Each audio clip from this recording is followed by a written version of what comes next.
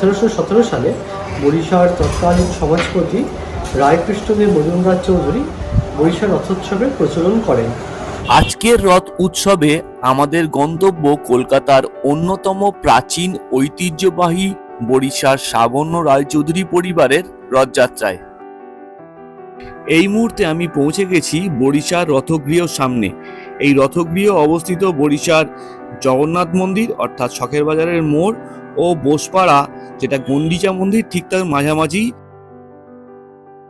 বরিশা শখের বাজার কলকাতা ৮-এর অন্তর্গত অর্থাৎ প্রাচীন কলকাতা। আজ থেকে প্রায় ৩০০ বছর আগে ১৭১৯ সালে বরিশার রথযাত্রার সূচনা করেছিলেন জমিদার শ্রাবণ্য রায়চৌধুরী পরিবারের স্বর্গীয় রায়কৃষ্ণ দেব মজুমদার চৌধুরী। বিগত ২০১৯ সালে বরিশার সার্বজনীন রথযাত্রা ত্রিশতবার্ষিকী উদযাপন করেছিল। বরিশা রথগৃহ থেকে খুব অল্প দূরে অবস্থিত শ্রী শ্রী অন্নপূর্ণা মাতা ঠাকুরানীর মন্দির।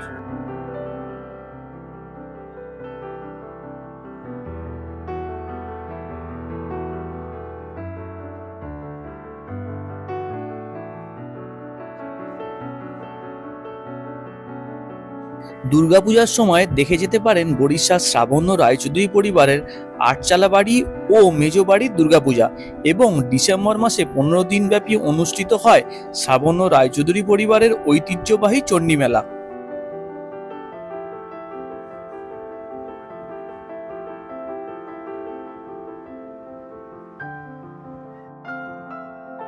এবার আমরা যাচ্ছি শখের বাজার জগন্নাথ মন্দিরের সামনে। শখের বাজারে জগন্নাথ মন্দির থেকেই বরিশার রথযাত্রা শুরু হয়। আপনি যদি ধর্মতলার দিক থেকে আসেন, নামতে হবে শখের বাজার বাস স্ট্যান্ডে। টালিগঞ্জের দিক থেকে এলে অটোতে বা বাসে শখের বাজার মোড়ে। ডায়মন্ড হারবারের দিক থেকে এলে শখের বাজার bus stand. Joka Majerhat metro করে এলে নিয়ারেস্ট মেট্রো স্টেশন শখের বাজার বা চৌরাস্তা।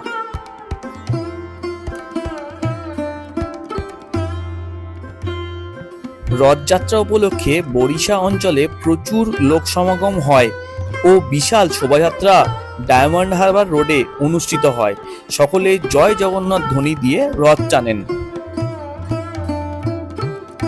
রথের দিন জগন্নাথ দেব, বলভদ্র দেব ও সুভদ্রা দেবীর বিগ্রহ রথে করে ১ কিলোমিটার দূরে বোসপাড়ার মাসির বাড়ি অর্থাৎ গন্ডিচা মন্দিরে নিয়ে যাওয়া হয় এবং ৮ দিন ব্যাপী মাসির বাড়িতে সেবা যত্ন পান জগন্নাথ দেব, বলভদ্র দেব ও সুভদ্রা দেবী।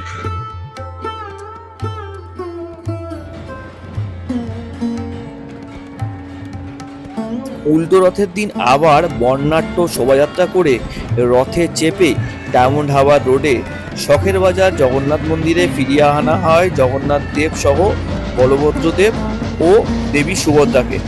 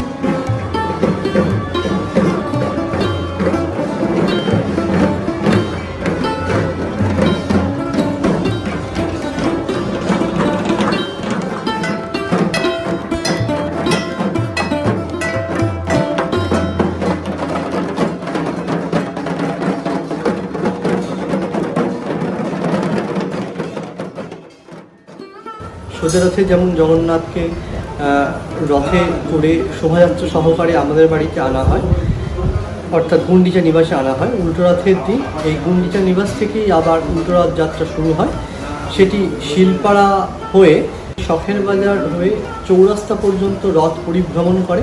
আবার রথ শখের বাজারে এসে দাঁড়ায়, সেখানে আরতি হয় এবং প্রথা অনুযায়ী জগন্নাথ দেব মা লক্ষ্মীর মানভঞ্জন করে রসগোল্লা এবং সুগন্ধি মালা পাঠিয়ে তারপরে তিনি তার মন্দিরে প্রবেশ করেন।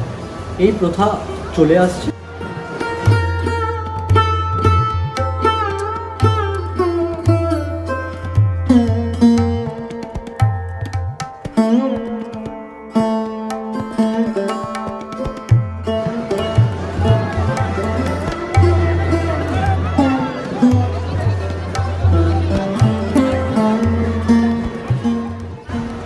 ওই বিগ্রহ শখের বাজার অন্তর্ভুক্ত।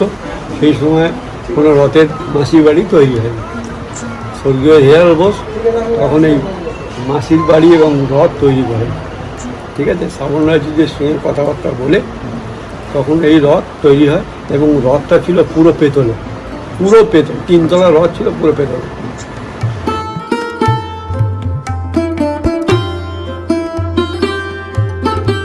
মানে প্রথম থেকে ওইটা পেতলের হয়ে আসছে, তারপরে 84 সালে 1984 সেটা মানে চেঞ্জ করা হয়। কারণ তখন রথটা একেবারে ধ্বংস, মানে রথটা জরাজীর্ণ অবস্থায় পড়েছিল।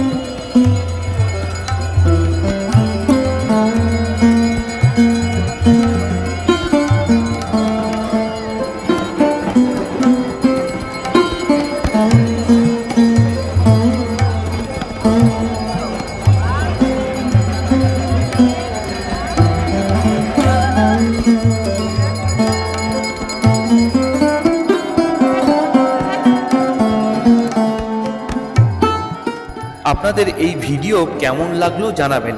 আরও কিছু তথ্য আপনাদের জানা থাকলে কমেন্টের মাধ্যমে জানালে খুবই উপকৃত হব এবং নতুন কিছু জানতে পারবো।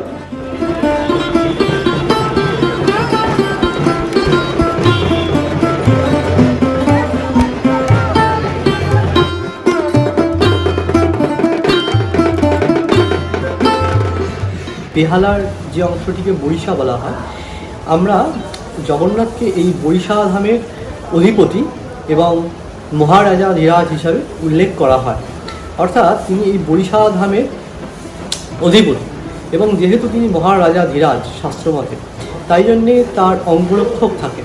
রথের দিন এবং উল্টো রথের দিন রথে ওঠার আগে পর্যন্ত এবং রথ থেকে নামার পর পর্যন্ত যে শোভাযাত্রা হয় তাকে বলা হয় পহণ্ডি বিজয়ম শোভাযাত্রা। সেখানে ছত্র, চামর এবং জগন্নাথ সহ সুভদ্রা দেবী সুভদ্রা এবং বলভদ্রদেব শালগ্রামের অঙ্গরক্ষার জন্যে অঙ্গরক্ষক থাকে। বিশেষত জগন্নাথ দেবের জন্যে 3 জন অঙ্গরক্ষক থাকে, 2 জন ঢাল তলোয়ার এবং আরেকজন অস্ত্রধারী তলোয়ারধারী অঙ্গরক্ষক থাকে।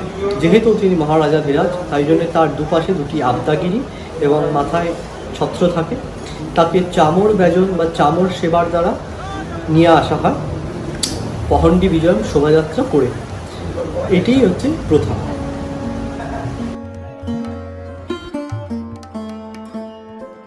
এই মুহূর্তে আমরা পৌঁছে গেছি জগন্নাথ দেবের মাসির বাড়িতে, বোসপাড়ার গন্ডিচা মন্দিরে। এই বাড়িতেই জগন্নাথ দেব, বলভদ্র দেব ও দেবী সুভদ্রা 8 দিন ব্যাপী সেবা যত্ন পান এবং উল্টো রথের দিন রথে চেপে আবার ফিরে যান শখের বাজারের নিজ মন্দিরে। উনি হচ্ছে রথের প্রতিষ্ঠাতাই বলতে পারেন। ঠিক আছে, এখানে প্রায় ধরুন প্রায় 100 কত বছর ধরে আসছে, এবং এই রথ 305 বছরে। এখানে কতদিন ধরে পুজো হচ্ছে, মানে এই মন্দিরে? এটা প্রায় ধরুন প্রায় 115-20 বছর হয়ে গেছে।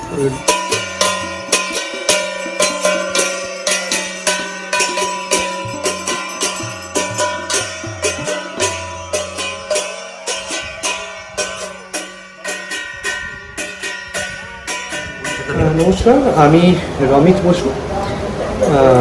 বসু পরিবারের বোসপাড়ায় অবস্থিত জগন্নাথের মাসির বাড়ি তথা গুন্ডিচা নিবাসের প্রতিষ্ঠাতা স্বর্গীয় শ্রী হীরালাল বসুর নাতি, অর্থাৎ গুন্ডিচা নিবাস বা চলতি কথায় মাসির বাড়ি, সেইটি এই বোসপাড়া স্থিত। এখানে রথযাত্রার দিন থেকে উল্টোরাত পর্যন্ত শ্রী শ্রী বলভদ্রদেব, দেবী সুভদ্রা এবং শ্রীমান মহাপ্রভু জগন্নাথ দেব সমেত শ্রী শালগ্রাম শিলা অর্থাৎ চতুর্ধা বিগ্রহ তার সেবা চলে। দিনে 4 বার, সকালে মঙ্গল আরতি, তারপরে নারায়ণের স্নান, বেলায় অন্নভোগ এবং সন্ধ্যায় সন্ধ্যারতি সহ দিনে 4 বার তার সেবা চলে।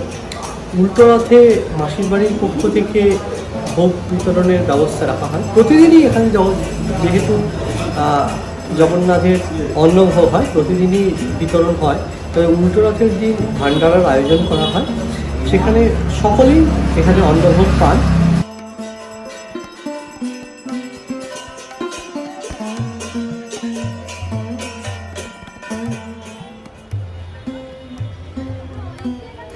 বোসপাড়া জগন্নাথ দেবের মাসির বাড়িতে জগন্নাথ দর্শন করে আমরা এবার যাচ্ছি বরিশার রথের মেলা পরিক্রমা করতে।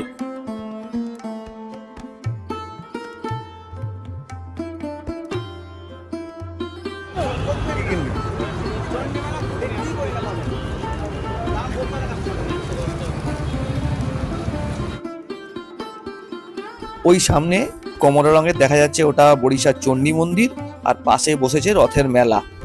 শখের বাজারের কে রায়চৌধুরী রোডে চণ্ডী মন্দিরের পাশে অনুষ্ঠিত হয় বরিশার রথের মেলা। ডিসেম্বর মাসে এই মাঠ সহ বিশাল এলাকা জুড়ে বরিশার শ্রাবণ্য রায়চৌধুরী পরিবারের ঐতিহ্যমণ্ডিত চণ্ডী মেলা অনুষ্ঠিত হয় 15 দিন ধরে। আপনাদের এই ভিডিও কেমন লাগলো জানাবেন। আরও কিছু তথ্য আপনাদের জানা থাকলে কমেন্টের মাধ্যমে জানালে খুবই উপকৃত হব এবং নতুন কিছু জানতে পারবো। সকলে ভালো থাকুন, সুস্থ থাকুন।